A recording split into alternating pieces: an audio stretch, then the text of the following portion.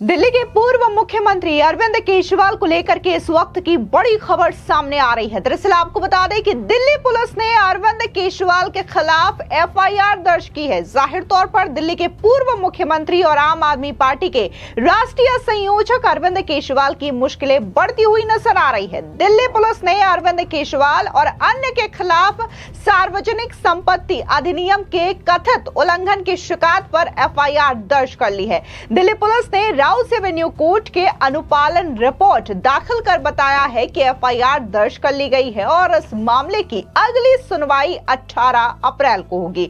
जानकारी के मुताबिक दिल्ली की एक अदालत ने राजधानी में बड़े बड़े होर्डिंग लगवाने में जनता के पैसे का दुरुपयोग करने के आरोप में दिल्ली के पूर्व मुख्यमंत्री अरविंद केजरीवाल और अन्य के खिलाफ एफआईआर दर्ज करने का जो आदेश है वह 11 मार्च को ही दे दिया था। दरअसल additional chief judicial magistrate Neha Mittal ने कहा कि इस अदालत की राय है कि आवेदन सीआरपीसी की धारा 156(3) के तहत स्वीकार किए जाने योग्य है। तदनुसार संबंधित थाना प्रभारी यानी कि एसएचओ को दिल्ली संपत्ति विरूपण रोकथाम अधिनियम 2007 की धारा 3 और मामले के तथ्यों से प्रतीत होने वाले किसी भी अन्य अपराध के तहत तत्काल एफआईआर दर्ज करने का निर्देश दिया जाता है। आपको बता दें कि साल 2019 में दर्ज शिकायत में आरोप लगाया गया कि अरविंद केजरीवाल मटियाला से आम आदमी पार्टी के तत्कालीन विधायक गुलाब सिंह और द्वारका ए वार्ड की तत्कालीन पार्षद नितिका शर्मा ने क्षेत्र में विभिन्न जगहों पर बड़े बड़े होल्डिंग्स लगवाकर जानबूझ करके जनता के पैसे का दुरुपयोग किया है। यानी कि साफ तौर से ये जो राउस एवेन्यू कोर्ट की ओर से ऑर्डर दिया गया अरविंद केजरीवाल के खिलाफ और आम आदमी पार्टी के नेताओं के खिलाफ ये शिकायत दर्ज करने का, इसमें साफ तौर से देखा जा सकता है कि अरविंद केजरीवाल ने अपना चेहरा चमकाने के लिए और अपनी पार्टी का चेहरा चमकाने के लिए जो टैक्स पेयर्स के पैसे होते हैं उनका दुरुपयोग किया और टैक्स पेयर्स के पैसे से बड़े बड़े पोस्टर्स और होर्डिंग जो है वो दिल्ली की जगह जगह सड़कों पर लगवाई, जिसकी हालांकि जरूरत तो नहीं थी, लेकिन अरविंद केजरीवाल ने सिर्फ और सिर्फ ये काम अपने चेहरे और पार्टी के चेहरे को चमकाने के लिए किया, जिसकी वजह से उन्होंने जनता के पैसे का भी कोई मोल नहीं रखा और जनता के पैसे जो हैं उसे बड़े बड़े होल्डिंग्स और पोस्टर्स में लगवा दिए। दरअसल आपको बता दें कि शिव कुमार सक्सेना ने सीआरपीसी की धारा 156(3) के तहत एफआईआर दर्ज करने की मांग की थी। उन्होंने अपनी शिकायत में कहा था कि साल 2019 में तत्कालीन की मुख्यमंत्री केजरीवाल और तत्कालीन आम आदमी पार्टी के विधायक गुलाब सिंह और तत्कालीन आम आदमी पार्टी की निगम पार्षद निकिता शर्मा ने द्वारका में चौराहों, सड़कों, बिजली के खंभों, डीडीए पार्क एवं अन्य सार्वजनिक स्थानों पर आम जनता के होर्डिंग्स लगवा करके जनता के पैसे का दुरुपयोग किया है। सक्सेना ने इस संबंध में साल 2019 में दिल्ली पुलिस में शिकायत भी की थी। हालांकि उनकी शिकायत पर कोई कार्रवाई नहीं हुई तो उन्होंने कोर्ट का रुख किया। वहीं दिल्ली पुलिस ने सक्सेना की इस याचिका का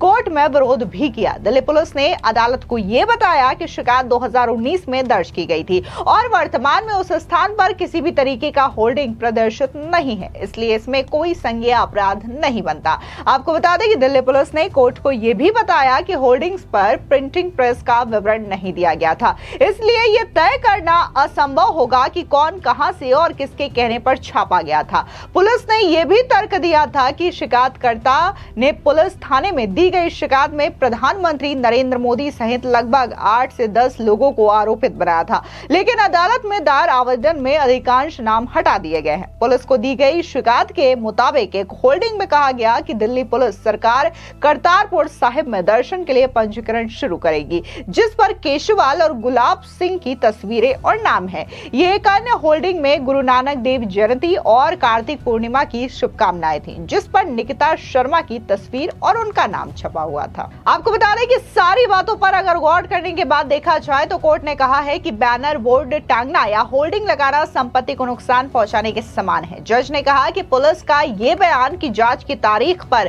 कोई होल्डिंग नहीं मिली, यह अदालत को गुमराह करने का प्रयास करता है। उन्होंने इस तर्क को भी खारिज कर दिया कि शिकायतकर्ता ने कई लोगों के नाम छोड़ दिए हैं, यानी कि एक जो सोशल एक्टिविस्ट है उन्होंने साफ तौर से ये जो शिकायत है 2019 में की थी कि कैसे अरविंद केजरीवाल और उनके जो कुछ विधायक हैं और पार्षद हैं वो कैसे जनता के पैसे का दुरुपयोग कर रहे हैं, अपने चेहरे को चमकाने के लिए दिल्ली की सड़कों और चौराहों पर बड़े बड़े पोस्टर्स लगवा रहे हैं। लेकिन तब दिल्ली पुलिस ने इस मामले में किसी भी तरीके का कोई गंभीर एक्शन नहीं लिया था, बल्कि इसको ठंडे बस्ते में डाल दिया।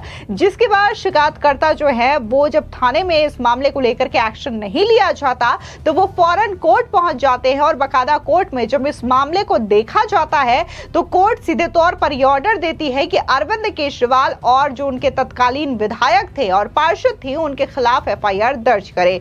तो ये जो है एफआईआर दर्ज कर ली गई है और अरविंद केजरीवाल का ऐसा कोई पहला मामला सामने नहीं आया है जहां पर इस तरीके से खुलासा हुआ हो कि कैसे अरविंद केजरीवाल ने दिल्ली की जो टैक्स पेयर है उसके पैसों का दुरुपयोग किया हो, अपनी पार्टी के पोस्टर्स लगवाने में या फिर चुनावों में इन पैसों को खर्च किया गया हो। इससे पहले खुद अरविंद केजरीवाल ने यह कबूला है कि कैसे 400-500 करोड़ का बकायदा अरविंद केजरीवाल की ओर से और उनकी पार्टी की ओर से बजट तैयार किया जाता है जिसे कि एडवर्टीजमेंट्स में खर्च किया जा सके। इस बीच आपको बता दें कि अरविंद केजरीवाल को लेकर के ताबड़तोड़ जो हमले हैं वो दिल्ली सरकार की ओर से भी देखने को मिल रहे हैं। इस बीच दिल्ली सरकार में पर्यावरण मंत्री मजिंदर सिंह सिरसा ने भी अरविंद केजरीवाल को आड़े हाथों लिया। क्या कुछ मजिंदर सिंह सिरसा ने कहा, सुनिए।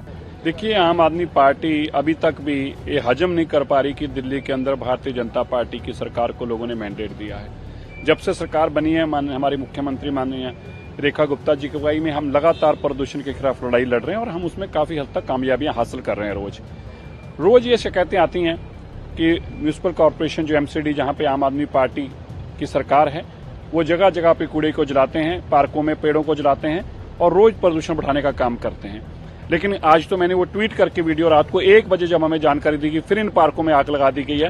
रात को 1 बजे इतनी भयंकर आग पार्कों में लगा रखी थी कूड़ा इकट्ठा करके, और मैंने वो ट्वीट करके भी जानकारी दी है। मैंने हमारे विपक्ष की नेता नेत्री मैंने उनसे भी आग्रह किया है, आतिशी जी आप अगर सच में कार्रवाई करना चाहती हैं और दिल्ली से प्रदूषण हटाना चाहती हैं तो आप अपने मेयर के ऊपर कार्रवाई कीजिए, कॉर्पोरेशन के ऊपर कार्रवाई कीजिए।